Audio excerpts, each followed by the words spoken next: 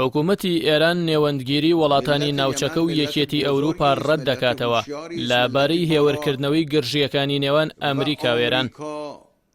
بارپرسانی باڵای تارانیش سوورن لەسەر تۆڵەکردنەوەی کوشتنی قاسم سولێمانی لە هێزەکانی ئەمریکا.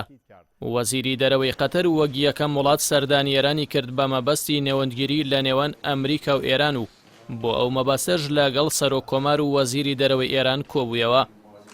بە پێی زانیاریەکان کۆبوونەوەکان ئەنجامیان نەبووە و لە دوای سەردانی وەزیری دەرەوەی قەتەر محەممەد ڕەزا نەقتی سەرکردەی دیاری سوپای پازارانی ئێران ڕایگەیاند ئاکامەکانی کوشتنی قاسم سولێمانی زۆر بە ئازار دەبێت بۆ ئەمریکیەکان، بڕیاری وەڵامدانەوە دراوە و گەڕانەوەی تێدا نییە.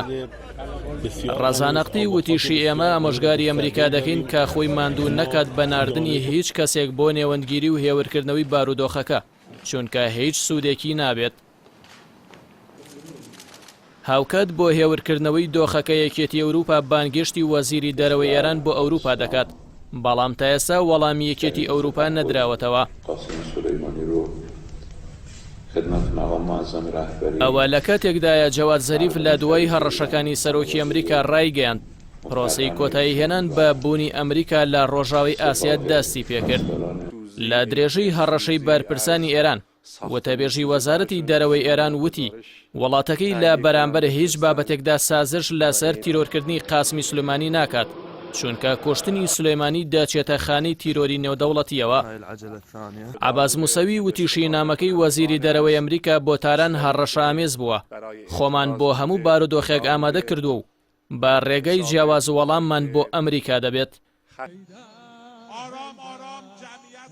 لە کاردانەوەی هەڕەشەی بەرپرسانی تاران بۆ تۆڵەساندنەوەی خوێنی قاسم سولێمانی وەزیری دەرەوەی بەریتانیا ڕایگەیاند دروستبوونی جەنگ لە ڕۆژهەڵاتی ناوەڕاستدا لە بەرژەوەندی هیچ لایەنێک نییە و قاسم سولێمانی سەرچاوەی هەڕەشە بووە لە ناوچەکەدا.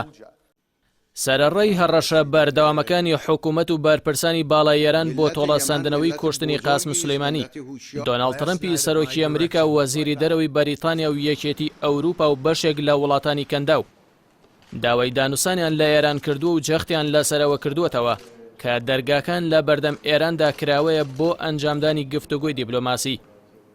بەڵام ئێران سەرجەم هەوڵەکانی ڕەت کردووەتەوە و کۆمەڵگەی نێودەوڵەتیش چاوەڕێی هەڵوێسی ئێران دەکەن بۆ وەڵامدانەوەی ئەمریکا.